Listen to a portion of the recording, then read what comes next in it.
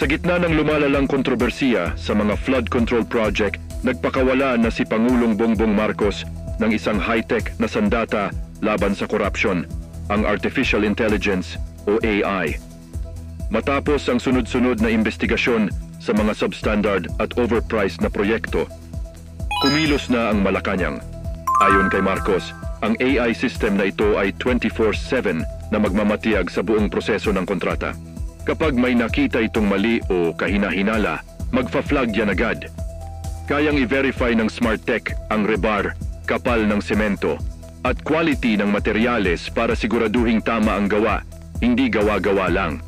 Kasabay nito, may bago ring transparency portal kung saan makikita ng publiko ang lahat ng detalye ng proyekto.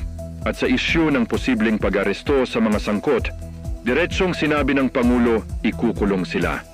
Hindi sila magkakaroon ng Merry Christmas. 37 katao na ang naisampa sa Ombudsman. Sa bagong AI system na ito, baka sa wakas, ang baha ay mawala at ang mga korap ang tuluyang matangay.